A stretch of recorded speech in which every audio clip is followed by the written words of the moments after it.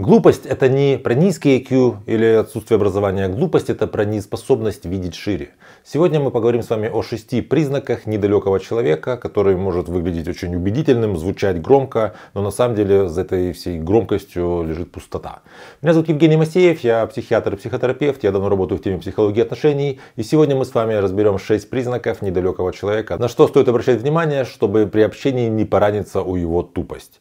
Если эта тема вам интересна, ставьте лайк под видео, подписывайтесь на мой канал, чтобы не потерять меня, и мы с вами начинаем. Первый признак недалекого человека — это человек спорит о том, чего на самом деле не знает. То есть он ни одной книжки не читал там по психологии, но имеет какое-то свое мнение. Или там по физике, по медицине. Он точно знает там от какого заболевания, какие там порошки или что-то там еще. Вспоминаем эффект Даннинга-Крюгера. То есть человек, когда в чем-то не разбирается, ему кажется, что а что там в принципе разбираться. Как летит ракета? Ну как снизу горит, она летит вверх. Ну вроде бы как понятно, что здесь вообще сложного. И вот если умный человек спорит, он в споре пытается как-то свои знания сопоставить со знаниями другого человека и как-то вот найти какую-то общую истину, то глупому человеку в споре главное услышать подтверждение своей правоты. То есть если с глупым человеком просто тупо во всем соглашаться, то он будет максимально доволен. Второй признак глупого человека — это неспособность слушать.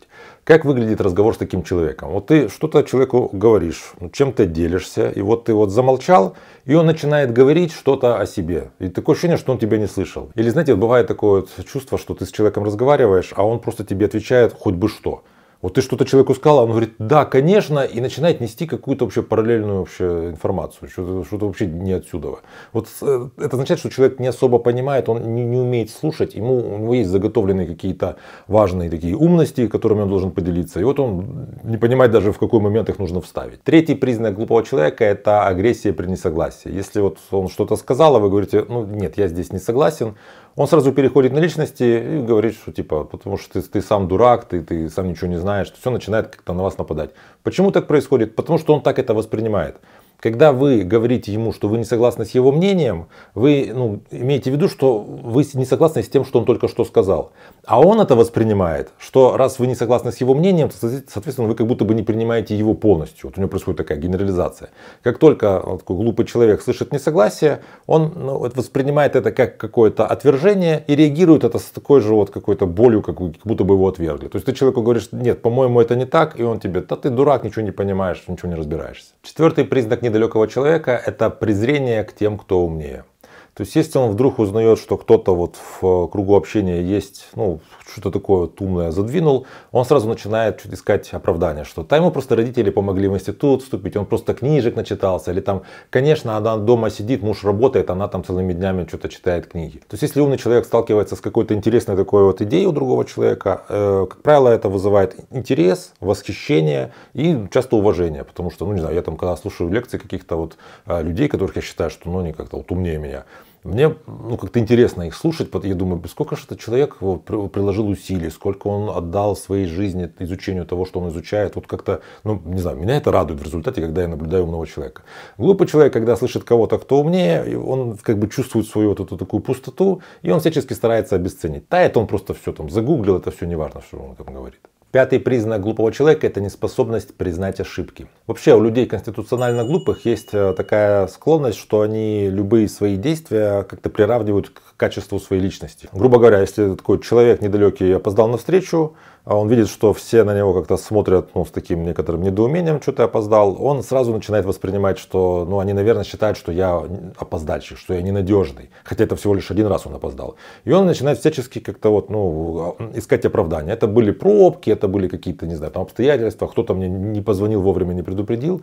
Человек с такой зрелой личностью, если, скажем, опоздал, ты понимаешь, что да, так получилось, я не уделил какое-то внимание должное тому, чтобы добраться. Возможно, я что-то там не учел. Я вижу, что вот людям как-то немножко не нравится, что я опоздал, я извинюсь, готов как-то искупить свою вину, там, кому-то просто пообещаю, что больше не буду опаздывать, кому-то там кофе куплю, кому-то еще, я как-то с людьми это все решу, и все. Это не делает меня плохим человеком, то, что я один раз опоздал.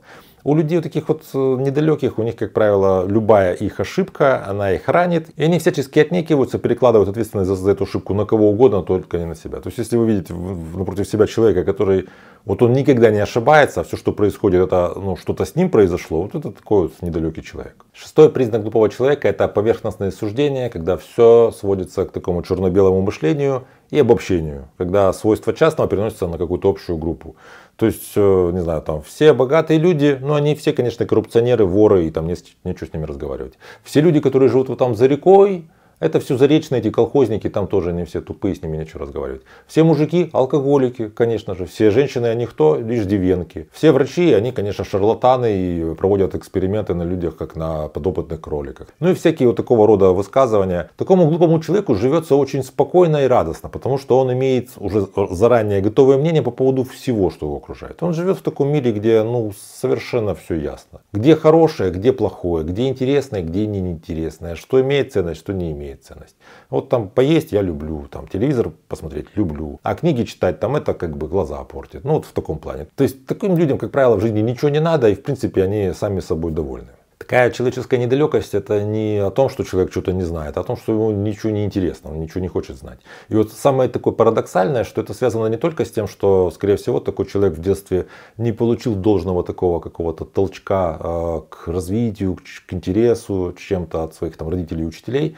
Это еще связано с тем, что ребенок в детстве не получил определенных психологических травм, потому что психологические травмы в определенном смысле тоже заставляют нас развиваться. Скажем, если ребенок рос в семье, где была тревожная обстановка, вот он вырос тревожным, и вот такой тревожный человек, он постоянно к чему-то стремится, его тревога куда-то его гонит. То есть часто бывает так, что глупый человек — это просто счастливый человек, которому мало чего для жизни надо, и ничего в этом плохого нет, просто вопрос, интересно ли вам с таким человеком вообще общаться и выстраивать взаимоотношения. Если уж вам приходится с такими людьми общаться где-нибудь там на работе или в близких отношениях, и вы понимаете, что у вас есть тут какие-то проблемы, можете записаться ко мне на консультацию. Под каждым видео на канале у меня есть ссылки на мои соцсети, пишите мне личное сообщение, мы с вами работаем. Иногда нужно просто расставить акценты, чтобы понимать, каким образом с таким человеком можно выстраивать отношения и чего от него вообще можно ожидать.